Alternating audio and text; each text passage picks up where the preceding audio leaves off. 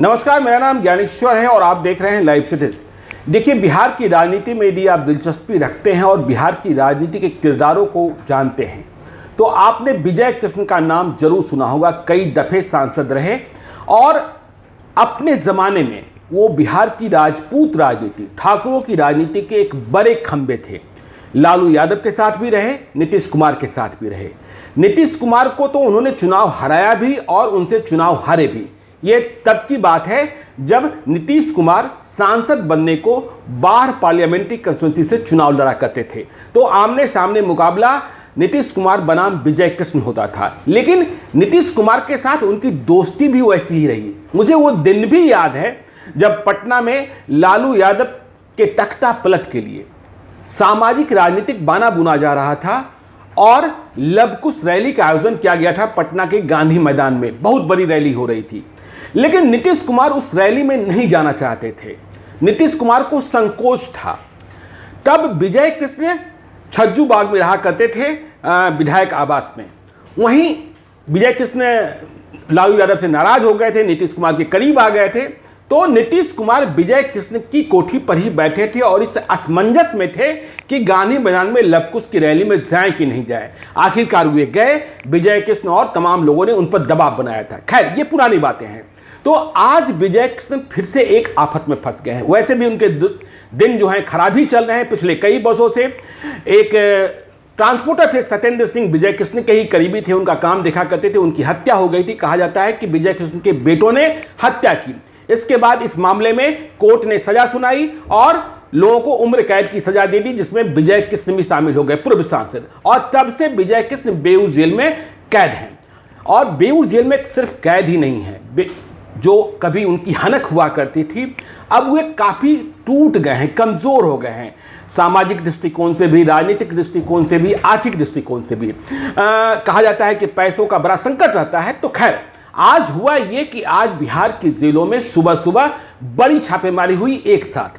इसकी वजह भी थी, पृष्ठभूमि भी थी। देखिए, पिछले दिनों क्या हुआ था कि बेऊर जेल के एक कैदी कुणाल शर्मा, जिनके पिता राजस्थान के दौसा के पूर्व विधायक बताए जा रहे हैं भाजपा के संजीव शर्मा, उसका एक वीडियो वायरल हुआ था। ये जो कुणाल शर्मा है, बेऊर जेल में साइबर क्राइम में बंदी था, तो उसका वीडियो वायरल हुआ था जिसमें दूसरे अपराधी जेल के भीतर उससे उठक बैठक कराते हुए दिख रहे हैं। यह वही कुणाल शर्मा है जिस पर पिछले दिनों मोकामा स्टेशन पर जब उपासना एक्सप्रेस पहुंची थी, जिस ट्रेन में यह सवार था, इसे पेशी के लिए आसनसोल ले जाया जा रहा था, अपराधियों ने फायरिंग की थी, सुबोध सिंह का नाम आया था। तो इसके बाद लगा कि जेलों में रेड की जरूरत है।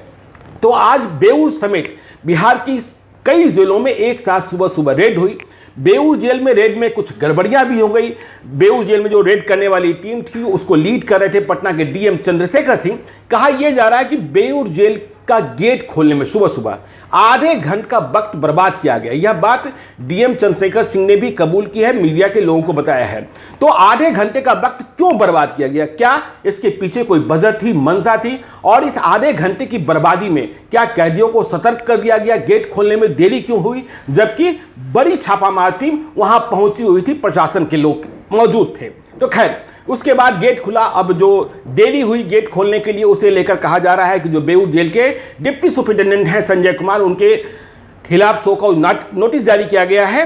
तो जब जेल के भीतर पुलिस रेड करने पहुंची तो देखिए, बड़े कैदियों के पास से तो कुछ ऐसा आपत्तिजनक नहीं मिला जो उम्मीद की जा रही थी कि बड़ी संख्या में मोबाइल मिलेंगे, ये मिलेंगे, वो मिलेंगे।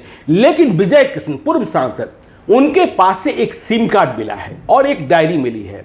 सिम कार्ड इस बात को पुख्ता करता है कि उनके पास जेल में मोबाइल था। और खबर ये आ रही है कि उनके पास से जो सिम कार्ड मिला है, जो डायरी मिली है, उसमें 20 नंबर्स दर्ज हैं। ये 20 नंबर्स जो हैं वो किनके नंबर हैं, क्यों हैं, कैसे हैं, इनसे कब कब बातचीत होती थी, अब इसकी तहकीकात शुरू हो गई है कि वे लोग कौन हैं जिनसे विजय कृष्ण, जो बेऊर जेल में बंद हैं, हत्या के मामले में उन्हें सजा हुई है, वे किन से बातचीत करते थे। और इसके साथ जानकारी ये भी है कि 5 बैंकों के अकाउंट्स मिले हैं और ये जो बैंक अकाउंट्स हैं वो स्टेट के बाहर के बैंकों के अकाउंट्स हैं जिनका जिक्र है।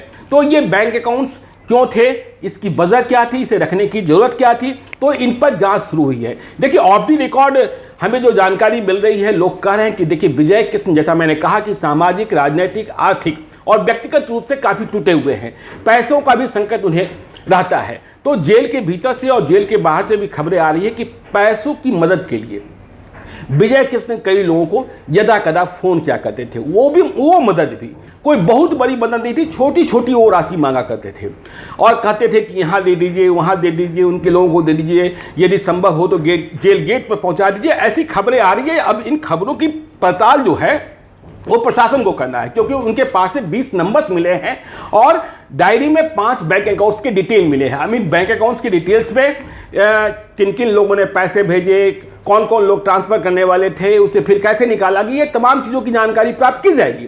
तो ये जो बेऊर जेल में है, देखिए दूसरे जेलों में भी छापेमारी हुई, वहाँ भी बहुत कुछ, लेकिन विजय कृष्ण आज लपेटे में आ गए हैं। और पटना के डीएम चंद्रशेखर सिंह ने कहा है कि सिम कार्ड की जब्ती और टेलीफोन नंबर जिस तरीके से मिले, इसके लिए विजय कृष्ण के खिलाफ एक और मुकदमा दर्ज किया जाएगा।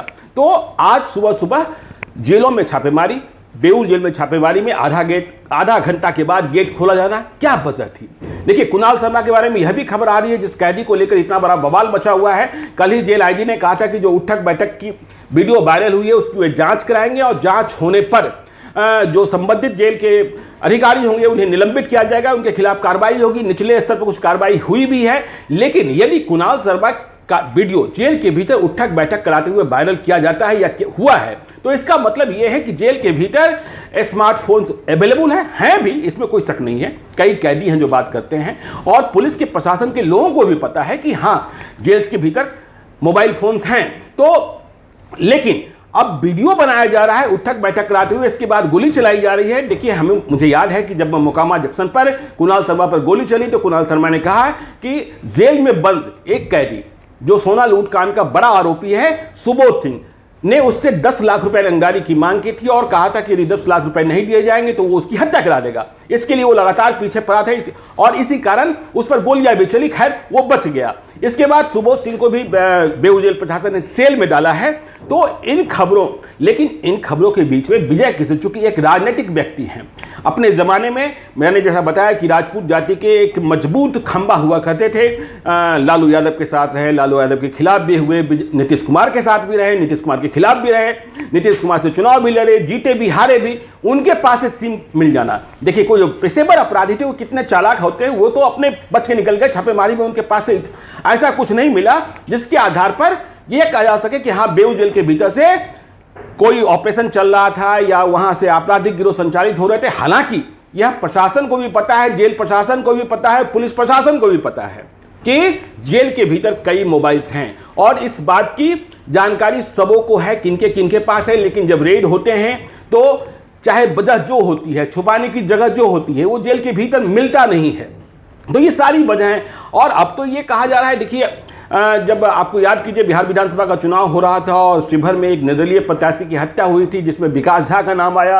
विकास झा के बारे में कहा गया कि वो तिहाड़ जेल में बंद है, दिल्ली के तिहाड़ जेल में, देश के सबसे सुरक्षित जेल में। लेकिन वहीं से उसने उस प्रत्याशी की हत्या के लिए सुपारी दी थी, डेथ वारंट जारी किया था, जिसके बाद प्रत्याशी को चुनाव प्रचार करते वक्त गोलियों से भून दिया गया था। उसके साथ चल रहे लोगों ने, मतलब लोग इतने नजदीक पहुंच गए थे कि कोई कोशिश ही नहीं करनी पड़ी और उन्हें भून दिया गया। तो जेलों के भीतर से अपराध ऑपरेट किए जाते हैं, इसमें कहीं कोई शक शुबा तो है नहीं।